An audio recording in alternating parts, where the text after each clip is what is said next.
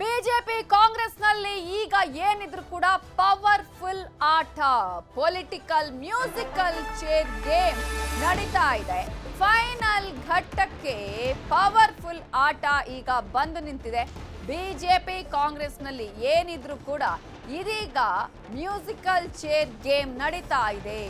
Final ಘಟ್ಟಕ್ಕೆ powerful ಆಟ ಬಂದು ನಿಂತಿದೆ. ನಿಮಗೆ ಗೊತ್ತಿದೆ, ಕಳೆದ ಹಲವು ದಿನಗಳಿಂದ ಎರಡೂ ಪಕ್ಷಗಳಲ್ಲಿ ಏನೆಲ್ಲ ವಿದ್ಯಮಾನಗಳು ಆಗ್ತಾ ಇದೆ ಅನ್ನೋದು. ಆ ಎರಡೂ ಪಕ್ಷಗಳಲ್ಲಿ ಆಗ್ತಾ ಇರುವಂತಹ ಬಣ ಬಡಿದಾಟಕ್ಕೆ ಇವತ್ತಾದ್ರೂ ಫುಲ್ ಸ್ಟಾಪ್ ಬೀಳತ್ತಾ ಅನ್ನೋದು ಬಿಜೆಪಿಯಲ್ಲಂತೂ ಒಂದು ಮನೆ ಮೂರು ಬಾಗಿಲು ಅನ್ನುವ ರೀತಿ ಆಗಿದೆ. ಏನೇ ಇದ್ರೂ ಕೂಡ ತಟಸ್ಥ ಬಣ ನಾವು ಹಾಗಿಲ್ಲ ಅಥವಾ ಅತೃಪ್ತ ಬಣ ಅಂತ ಇಲ್ಲ ಅಂತ ಏನೇ ಹೇಳ್ಕೊಂಡ್ರು ಕೂಡ ಎಲ್ಲವೂ ಕೂಡ ಅಲ್ಲಿ ಕರೆಕ್ಟ್ ಆಗಿ ಹೈಕಮಾಂಡ್ ಮುಂದೆ ನಿಲ್ಲೋದಕ್ಕೆ ಎಲ್ಲರೂ ಕೂಡ ರೆಡಿ ಆಗಿದ್ದಾರೆ. ಸೊ ಇದೀಗ ಫೈನಲ್ ಘಟ್ಟಕ್ಕೆ ಬಂದು ನಿಂತಿದೆ ಈ ಪವರ್ಫುಲ್ ಆಟ. ಎರಡೂ ಕಡೆಯಲ್ಲಿ ನಾವು ಗಮನಿಸಿದ್ರೆ ಸಾಮ್ಯತೆ ಏನಪ್ಪಾ ಅಂತ ಹೇಳಿದ್ರೆ ರಾಜ್ಯಾಧ್ಯಕ್ಷ ಹುದ್ದೆ ಅಥವಾ ಅಧ್ಯಕ್ಷ ಹುದ್ದೆಯ ವಿಚಾರವೇ ಇರೋದು. ಒಂದೇ ಕಲ್ಲಿಗೆ ಎರಡು ಹಕ್ಕಿ ಹೊಡೆಯೋ ತಂತ್ರ. ಹಾಗಾದ್ರೆ ಯಾರಿಂದ ಯಾರಿಗೆ ರಾಜಕೀಯ ಚೆಕ್ ಮೇಟ್? ನ್ಯೂಸ್ 18 ನಲ್ಲಿ ಬಿಗ್ ಎಕ್ಸ್ಕ್ಲೂಸಿವ್ ಸುದ್ದಿಯನ್ನ ನಿಮ್ಮ ಮುಂದೆ ಇಡ್ತಾ ಇದ್ದೀವಿ.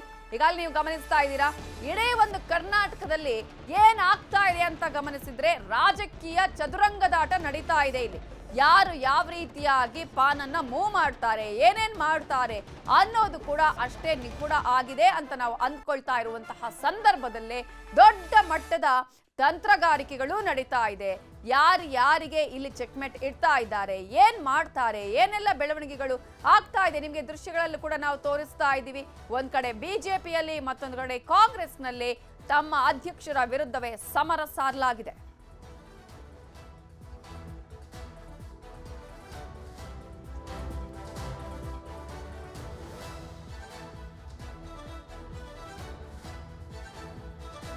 ದೊಡ್ಡ ಮಟ್ಟದ ಪೊಲಿಟಿಕಲ್ ಗೇಮ್ ನಡೀತಾ ಇದೆ. ಈಗಾಗಲೇ ಏನೆಲ್ಲ ಚೇಂಜಸ್ ಆಗುವಂತಹ ಸಾಧ್ಯತೆಗಳು ಇದೆ, ರಾಜಕೀಯದಲ್ಲಿ ಸಂಚಲನಕ್ಕೆ ಕಾರಣ ಆಗುವಂತಹ ಬೆಳವಣಿಗೆಗಳು ಏನೇನು, ಇವೆಲ್ಲದರ ಬಗ್ಗೆ ಡೀಟೇಲ್ಸ್ ಅನ್ನ ಕೊಡೋದಕ್ಕೆ ನನ್ನ ಜೊತೆ ಇದೀಗ ಪೊಲಿಟಿಕಲ್ ಬ್ಯೂರೋ ಹೆಡ್ ಆಗಿರುವಂತಹ ಚಿದಾನಂದ ಪಟೇಲ್, ಅದೇ ರೀತಿಯಾಗಿ ನಮ್ಮ ಪೊಲಿಟಿಕಲ್ ಬ್ಯೂರೋದ ರಿಪೋರ್ಟರ್ಸ್ ಆಗಿರುವಂತಹ ಕಾರ್ತಿಕ್ ಹಾಗೇನೆ ತಿಮ್ಮೇಗೌಡರು ನೇರ ಸಂಪರ್ಕದಲ್ಲಿ ಜಾಯಿನ್ ಆಗಿದ್ದಾರೆ. ಎಲ್ಲ ಆಯಾಮಗಳಲ್ಲೂ ಕೂಡ ಏನೇನು ಆಗ್ತಾ ಇದೆ ಅನ್ನೋದ್ರ ಕಂಪ್ಲೀಟ್ ಡೀಟೇಲ್ಸ್ ಅನ್ನ ನಿಮ್ಮ ಮುಂದೆ ಇಡ್ತಾ ಹೋಗ್ತೀವಿ, ಅವರಿಂದ ಮಾಹಿತಿಯನ್ನ ಪಡ್ಕೊಳ್ತೀವಿ.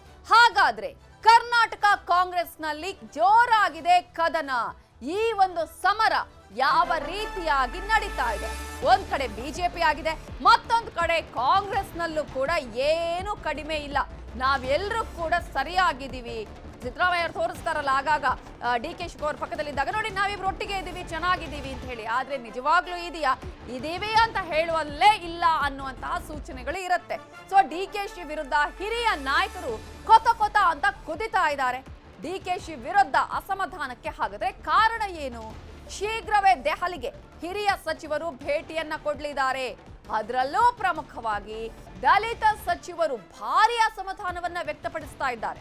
ಹೈಕಮಾಂಡ್ಗೆ ದೂರು ಕೊಡೋದಕ್ಕೆ ಆಲ್ರೆಡಿ ನಿರ್ಧಾರವನ್ನ ಮಾಡಿದ್ದಾರೆ. ಅದರಲ್ಲಿ ಗೃಹ ಸಚಿವರಾಗಿರುವ ಡಾಕ್ಟರ್ ಜಿ ಪರಮೇಶ್ವರ್ ಆಗಿರ್ಬೋದು, ಸತೀಶ್ ಜಾರಕಿಹೊಳಿ ಆಗಿರ್ಬೋದು, ಕೆ.ಎನ್. ರಾಜಣ್ಣ ಶೀಘ್ರವೇ ದೆಹಲಿಗೆ ಹೋಗ್ತೀವಿ ಅಂತಾನೆ ಹೇಳ್ಕೊಂಡಿದ್ದಾರೆ. ಅದರಲ್ಲಿ ಏನೆಲ್ಲ ಒಂದು ಚಾರ್ಜ್ ಶೀಟ್ ರೆಡಿ ಮಾಡ್ಕೊಂಡಿದ್ದಾರೆ?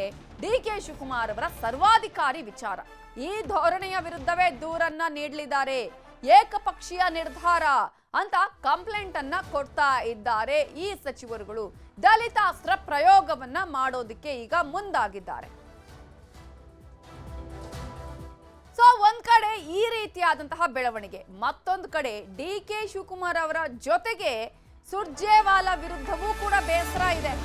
ಯಾಕೆ ಅವರ ವಿರುದ್ಧ ಬೇಸರವನ್ನ ವ್ಯಕ್ತಪಡಿಸ್ತಿದ್ದಾರೆ ಅಂತ ಹೇಳಿದ್ರೆ, ಸುರ್ಜೇವಾಲಾ ಅವರು ಎಲ್ಲರನ್ನ ಒಂದೇ ರೀತಿಯಾಗಿ ನೋಡಲ್ಲ, ಪಕ್ಷಪಾತಿ ಅಂತ ಈಗ ಲೀಡರ್ಸ್ ಆರೋಪವನ್ನ ಮಾಡ್ತಾ ಇದ್ದಾರೆ. ಡಿ.ಕೆ.ಶಿ ಪರವಾಗಿ ಮಾತ್ರ ಅವರು ನಿರ್ಧಾರ ಮಾಡ್ತಾರೆ, ಅವರ ಪರವಾಗಿದ್ದಾರೆ, ಅವರು ಹೇಳಿದ್ದು ಕೇಳ್ತಾರೆ ಅನ್ನುವಂತಹ ಕೋಪ ಇವರೆಲ್ಲರಿಗೂ ಕೂಡ ಇದೆ. ಉಸ್ತುವಾರಿ ನಾಯಕನನ್ನು ಬದಲಿಸಲು ಮನವಿಯನ್ನ ಮಾಡಿಕೊಳ್ಳುವಂತಹ ಎಲ್ಲಾ ಸಾಧ್ಯತೆಗಳಿದೆ. ಸೇಮ್ ಟು ಸೇಮ್ ಬಿಜೆಪಿಯಲ್ಲೂ ಕೂಡ ಉಸ್ತುವಾರಿಯ ವಿರುದ್ಧವೇ ಸಿಡಿದೆದ್ದಿದ್ದಾರೆ ನಾಯಕರುಗಳು. ಸೊ ಇದೇ ವಾರ ಕಾಂಗ್ರೆಸ್ನಿಂದ ದೆಹಲಿಗೆ ತೆರಳಲಿದ್ದಾರೆ ದಲಿತ ಲೀಡರ್ಸ್. ನ್ಯೂಸ್ 18 ನಲ್ಲಿ ಬಿಗ್ ಪೊಲಿಟಿಕಲ್ ಎಕ್ಸ್ಕ್ಲೂಸಿವ್ ಅನ್ನು ನಾವು ನಿಮ್ಮ ಮುಂದೆ ಇಡ್ತಾ ಇದ್ದೇವೆ.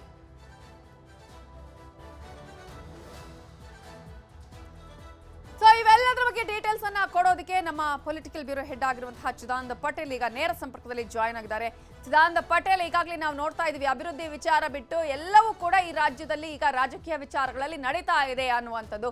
ಕಾಂಗ್ರೆಸ್ನಲ್ಲಿ ಏನಾಗ್ತಾ ಇದೆ, ಬಿಜೆಪಿಯಲ್ಲಿ ಏನಾಗ್ತಾ ಇದೆ ಅನ್ನೋದನ್ನ ಗಮನಿಸಿದ್ರೆ ಎರಡೂ ಕಡೆಗಳಲ್ಲಿ ಬಣ ರಾಜಕೀಯ ಜೊತೆಗೆ ಅಧ್ಯಕ್ಷಗಿರಿಯ ಪೈಪೋಟಿ, ಅಧ್ಯಕ್ಷರನ್ನ ಕಿತ್ತಾಕ್ಬೇಕು ಅನ್ನುವಂತಹ ದೃಢ ನಿರ್ಧಾರ ಕಾಣಿಸ್ತಾ ಇದೆ. ಎರಡೂ ಪಕ್ಷದಲ್ಲಿ ಆಗ್ತಾ ಇರುವಂತಹ ಬೆಳವಣಿಗೆಗಳನ್ನ ಯಾವ ರೀತಿಯಾಗಿ ವಿಶ್ಲೇಷಣೆ ಮಾಡ್ತೀರಿ? ನವಿತಾಜನ್, ಈಗಾಗಲೇ ಭಾರತೀಯ ಜನತಾ ಪಕ್ಷದ ಅಧ್ಯಕ್ಷರ ಹುದ್ದೆಯ ಪೈಪೋಟಿ ಇದೀಗ ದೆಹಲಿ ಅಂಗಳಕ್ಕೆ ತಲುಪಿರುವಂಥದ್ದು. ಸದ್ಯ ಇದು ಕ್ಲೈಮ್ಯಾಕ್ಸ್ ಹಂತಕ್ಕೂ ಕೂಡ ತಲುಪಿರ್ತಕ್ಕಂಥದ್ದು. ಫೆಬ್ರವರಿ 2 ಅಥವಾ 3ನೇ ವಾರದಲ್ಲಿ ಯಾರು ಮತ್ತೆ ಅಧ್ಯಕ್ಷರಾಗ್ತಾರೆ ಅಂತೇಳಿ ಹೈಕಮಾಂಡ್ ತೀರ್ಮಾನ ಮಾಡ್ತಿರುವಂಥದ್ದು. ಈಗಾಗಲೇ BY ವಿಜೇಂದ್ರ ವಿರುದ್ಧ ಅನೇಕ ದೂರುಗಳನ್ನು ಕೊಟ್ಟಿರ್ತಕ್ಕಂಥದ್ದು. ಆಡಳಿತ ಪಕ್ಷದ ಕಾಂಗ್ರೆಸ್ ಸರ್ಕಾರದ ಪ್ರಮುಖ ನಾಯಕ ಆಗಿರ್ತಕ್ಕಂಥ ಉಪಮುಖ್ಯಮಂತ್ರಿ DK ಶಿವಕುಮಾರ್ ಜೊತೆ ಒಳ ಒಪ್ಪಂದ ಮಾಡಿಕೊಂಡಿದ್ದಾರೆ ಅಂತೇಳಿ ಗಂಭೀರ ಆರೋಪವನ್ನು ಮಾಡಿರುವಂಥದ್ದು ಮತ್ತು ಈ ಹಿಂದಿನ ಹಲವಾರು ಭ್ರಷ್ಟಾಚಾರದ ಆರೋಪಗಳನ್ನು ಕೂಡ ಮಾಡಿರುವಂಥದ್ದು ಮತ್ತು ಕಾಂಗ್ರೆಸ್ ಜೊತೆಗೆ ಸಖ್ಯ ಇರುವಂತಹ ಒಂದು ಮಾತುಗಳನ್ನು ಕೂಡ ಹೇಳಿರ್ತಕ್ಕಂಥದ್ದು ಮತ್ತು ಈ ಹಿಂದೆ KJPಯಲ್ಲಿ ಅಂದರೆ ಇವರ ತಂದೆ KJP ಪಕ್ಷವನ್ನು ಕಟ್ಟಿದಂಥ ಸಂದರ್ಭದಲ್ಲಿ ಯಾರೆಲ್ಲ ಇವರ ಜೊತೆ ಇದ್ದರು ಅವರಿಗೆ BJPಯಲ್ಲಿ ಮಣೆ ಆಗ್ತಿರ್ತಕ್ಕಂಥದ್ದು ಮತ್ತು ಹಿರಿಯರು ಮತ್ತು BJPಯ ನಿಷ್ಠರನ್ನ ಕಡೆಗಣಿಸ್ತಿದ್ದಾರೆ ಮತ್ತು ತಮ್ಮದೇ ಆದ ಒಂದು ಬಣವನ್ನು ಕಟ್ಕೊಳ್ತಿದ್ದಾರೆ. ಆ ಮುಖಾಂತರ ರಾಜ್ಯ BJPಯಲ್ಲಿ ವಿಜೇಂದ್ರ ಬಣವನ್ನು ಸೃಷ್ಟಿ ಮಾಡ್ತಿದ್ದಾರೆ ಮತ್ತು ಭ್ರಷ್ಟಾಚಾರಿಗಳನ್ನ ತಮ್ಮ ಜೊತೆ ಇಟ್ಕೊಳ್ತಿದ್ದಾರೆ ಮತ್ತು DK ಶಿವಕುಮಾರ್ ಜೊತೆ ಒಳ ಒಪ್ಪಂದ ಮಾಡುವ ಮುಖಾಂತರ ಎಲ್ಲೊಂದಷ್ಟು ಅಂಡರ್ಸ್ಟ್ಯಾಂಡಿಂಗ್ ಪಾಲಿಟಿಕ್ಸ್ ಮಾಡ್ತಿದ್ದಾರೆ ಅಂತೇಳಿ ಗಂಭೀರ ಆರೋಪವನ್ನು ಮಾಡಿರುವಂಥದ್ದು. ಈ ಆರೋಪದ ಬೆನ್ನಲ್ಲೇ ನಾಳೆ ವಿಜೇಂದ್ರ ಕೂಡ ತಮ್ಮ ಆಪ್ತ ಆಗಿರ್ತಕ್ಕಂಥ ಮಾಜಿ ಶಾಸಕ MP ರೇಣುಕಾಚಾರ್ಯ ನೇತೃತ್ವದಲ್ಲಿ ಬೆಂಗಳೂರಿನಲ್ಲಿ ಸಭೆಯನ್ನು ಕರೆಸಲಿಕ್ಕೆ ಸೂಚನೆ ಕೊಟ್ಟಿರುವಂಥದ್ದು. ಹಾಗಾಗಿ MP ರೇಣುಕಾಚಾರ್ಯರು ಕೂಡ ನಾಳೆ ಸಭೆಯನ್ನು ಕರೆದಿರ್ತಕ್ಕಂಥ ಆ ಮುಖಾಂತರ ವಿಜೇಂದ್ರ ಪರವಾಗಿ ಬ್ಯಾಟಿಂಗ್ ಅನ್ನು ಮಾಡುವುದು ಮತ್ತು ಭಿನ್ನರ ವಿರುದ್ಧ ತಿರುಗಿ ಬೀಳಲಿಕ್ಕೆ ಪ್ರಯತ್ನವನ್ನು ಮಾಡ್ತಿರ್ತಕ್ಕಂಥದ್ದು.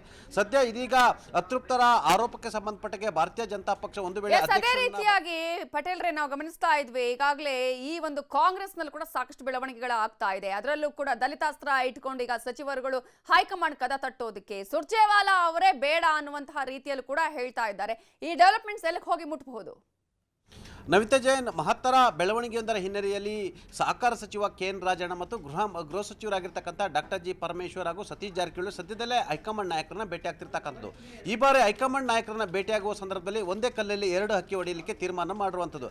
ಯಾವ ರೀತಿ ಭಾರತೀಯ ಜನತಾ ಪಕ್ಷದಲ್ಲಿ ರಾಧಾ ಮೋಹನ್ ದಾಸ್ ಅಗರ್ವಾಲ್ ರವರು ಏಕಪಕ್ಷವಾಗಿ ನಡೆದುಕೊಳ್ತಾರೆ ಅಂತ ಹೇಳಿ ಗಂಭೀರ ಆರೋಪ ಕೇಳಿ ಬಂತು. ಇದರ ಬೆನ್ನಲ್ಲೇ ಇದೀಗ ಕಾಂಗ್ರೆಸ್ನಲ್ಲೂ ಕೂಡ ಕಾಂಗ್ರೆಸ್ನ ಕರ್ನಾಟಕ ಉಸ್ತುವಾರಿಯಾಗಿರ್ತಕ್ಕಂಥ ರಣಜಿತ್ ಸಿಂಗ್ ಸುರ್ಜೇವಾಲ್ ರವರು ಕೂಡ DK ಶಿವಕುಮಾರ್ ಅವರ ಏಜೆಂಟ್ರಂತೆ ಮತ್ತು ಅವರ ಪರವಾಗಿ ಮತ್ತು ಅವರ ಬೆನ್ನಿಗೆ ನಿಂತು ಅವರು ಹೇಳಿದಂತೆ ಕೇಳಿಕೊಂಡು ಕೇವಲ ಪಕ್ಷಪಾತಿಯಾಗಿ ಕೆಲಸವನ್ನು ಮಾಡ್ತಿರ್ತೇಳಿ ಗಂಭೀರ ಆರೋಪವನ್ನು ಮಾಡ್ತಿರುವಂಥದ್ದು. ಹಾಗಾಗಿ ಎಲ್ಲ ಒಂದು ಕಡೆ ಹೈಕಮಾಂಡ್ ಭೇಟಿಯಾದ ಸಂದರ್ಭದಲ್ಲಿ ಮಲ್ಲಿಕಾರ್ಜುನ್ ಖರ್ಗೆ ಮತ್ತು KC ವೇಣುಗೋಪಾಲ್ ಅವರು ಭೇಟಿಯಾಗುವ ಸಂದರ್ಭದಲ್ಲಿ ಮತ್ತು AICCಯ ನಾಯಕರು ಹಾಗೂ ಲೋಕಸಭೆಯ ಪ್ರತಿಪಕ್ಷ ನಾಯಕ ರಾಹುಲ್ ಗಾಂಧಿ ಅವರನ್ನ ಭೇಟಿಯಾಗುವ ಸಂದರ್ಭದಲ್ಲಿ ಕೂಡ ಕರ್ನಾಟಕ ಉಸ್ತುವಾರಿ ಸುರ್ಜೇವಾಲರನ್ನು ಬದಲಾವಣೆ ಮಾಡಿ ಮತ್ತು ಬೇರೊಬ್ಬರನ್ನು ನೇಮಿಸಿ ಅಂತೇಳಿ ಪ್ರಮುಖ ಬೇಡಿಕೆಯನ್ನು ಇಡ್ತಿರ್ತಕ್ಕಂಥದ್ದು. ಇದರ ಬೆನ್ನಲ್ಲೇ ಪೂರ್ಣಾವಧಿ ಕಾಂಗ್ರೆಸ್ ಪಕ್ಷದ ಅಧ್ಯಕ್ಷರನ್ನು ನೇಮಕ ಮಾಡಿ ಅನ್ನೋ ಮುಖಾಂತರ DK ಶಿವಕುಮಾರ್ ಕೂಡ ಚೆಕ್ ಮೇಟ್ ಅನ್ನು ಕೊಡ್ತಿರ್ತಕ್ಕಂಥದ್ದು. ಆ ಮುಖಾಂತರ ಒಂದು ಕಡೆ ಕರ್ನಾಟಕದಲ್ಲಿ ಉಸ್ತುವಾರಿಯನ್ನು ಬದಲಾವಣೆ ಮಾಡಿ ಜೊತೆಗೆ ಉಸ್ತುವಾರಿ ಪಕ್ಷಪತಿಯಾಗಿ DK ಶಿವಕುಮಾರ್ ಪರವಾಗಿ ನಿಂತಿದ್ದಾರೆ. ಎಲ್ಲ ಶಾಸಕರು ಮತ್ತು ನಾಯಕರ ಅಳಲನ್ನು ಕೇಳಬೇಕಾದಂಥ ಉಸ್ತುವಾರಿ ಕೇವಲ DK ಶಿವಕುಮಾರ್ ಅವರ ಹೇಳಿದಂತೆ ಕೇಳ್ತಿದ್ದಾರೆ ಅಂತೇಳಿ ಗಂಭೀರ ಆರೋಪವನ್ನು ಮಾಡುವಂಥದ್ದು.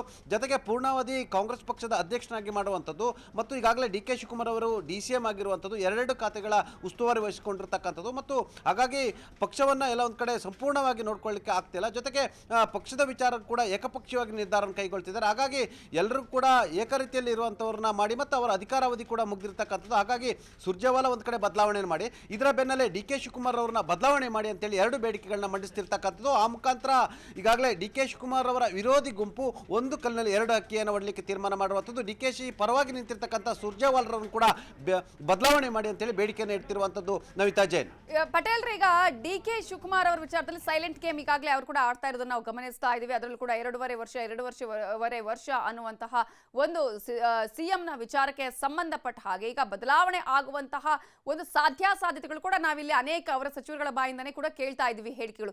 ಇಂತಹ ಸಂದರ್ಭದಲ್ಲಿ ಈಗ DK ಶಿವಕುಮಾರ್ ಅವರ ವಿಚಾರದಲ್ಲಿ ಏನೆಲ್ಲ ಇಲ್ಲಿ ಬೆಳವಣಿಗೆಗಳು ಆಗ್ತಾ ಇದೆ, ಇನ್ನೊಂದು ಕಡೆ DKಶಿ ಆಡ್ತಾ ಇರುವಂತಹ ಸೈಲೆಂಟ್ ಗೇಮ್. ನವಿತಾ ಜೈನ್, ಎಲ್ಲ ಒಂದು ಕಡೆ DK ಶಿವಕುಮಾರ್ ಹೇಳುವಂತೆ ಅಧಿಕಾರಾವಧಿ ಹಂಚಿಕೆ ಆಗಿರ್ತಕ್ಕಂಥದ್ದು, ನಾಯಕರ ನಡುವೆ ಅಧಿಕಾರಾವಧಿ ಹಂಚಿಕೆ ಆಗಿರ್ತಕ್ಕಂಥದ್ದು ಇದು ಹೈಕಮಾಂಡ್ ತೀರ್ಮಾನ ಮಾಡ್ತಾ ಅನ್ನೋ ಮುಖಾಂತರ ಹೈಕಮಾಂಡ್ಗೆ ಚೆಕ್ ಮೇಡನ್ನು ಇಟ್ಟಿರ್ತಕ್ಕಂಥದ್ದು. ಇದರ ಬೆನ್ನಲ್ಲೇ 30 ತಿಂಗಳ ಬಳಿಕ ಸಿದ್ದರಾಮಯ್ಯನವರು ಅಧಿಕಾರವನ್ನು ಬಿಟ್ಕೊಡ್ತಾರೆ ಎಂಬ ಮಾತು ಕೂಡ ಕೇಳಿ ಬಂದಿರುವಂಥದ್ದು. ಇದರ ಬೆನ್ನಲ್ಲೇ DK ಶಿವಕುಮಾರ್ ಅವರನ್ನ ಎಲ್ಲೆಲ್ಲಿ ಕಟ್ಟಾಕಬೇಕು ಎಲ್ಲ ರೀತಿಯಲ್ಲೂ ಕೂಡ ಹಂತ ಹಂತವಾಗಿ ಸಿದ್ದರಾಮಯ್ಯ ಮತ್ತು ಅವರ ಆಪ್ತ ಬಣ ಕಟ್ಟಾಕಲಿಕ್ಕೆ ಮುಂದಾಗಿರ್ತಕ್ಕಂಥದ್ದು. ಇದರ ಬೆನ್ನಲ್ಲೇ ಶಾಸಕರ ಬೆಂಬಲ ಕೊರತೆ ಇರತಕ್ಕಂಥ DK ಶಿವಕುಮಾರ್ ಅವರಿಗೆ ಅನಿವಾರ್ಯವಾಗಿ ಶಾಸಕರ ಬೆಂಬಲ ಬೇಕಾಗಿರ್ತಕ್ಕಂಥದ್ದು. ಹಾಗಾಗಿ ಶಾಸಕರನ್ನ ವಿಶ್ವಾಸಕ್ಕೆ ತೆಗೆದುಕೊಳ್ತಕ್ಕಂಥ ಕೆಲಸಕ್ಕೆ ಈಗ ಡಿ ಕೆ ಶಿವಕುಮಾರ್ ಅವರು ಮುಂದಾಗಿರ್ತಕ್ಕಂಥದ್ದು.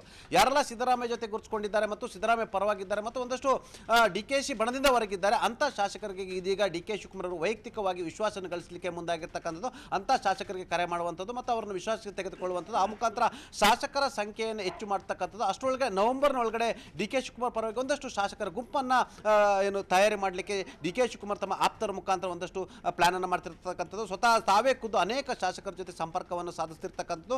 ಆ ಮುಖಾಂತರ ಶಾಸಕರ ಸಂಖ್ಯೆಯನ್ನು ಹೆಚ್ಚು ಮಾಡಿಕೊಳ್ಳಲಿಕ್ಕೆ ಡಿ ಕೆ ಶಿವಕುಮಾರ್ ಇದೀಗ ಪ್ರಯತ್ನವನ್ನು ಆರಂಭಿಸಿರ್ತಕ್ಕಂಥದ್ದು. ನವಿತಾ ಜೈನ್.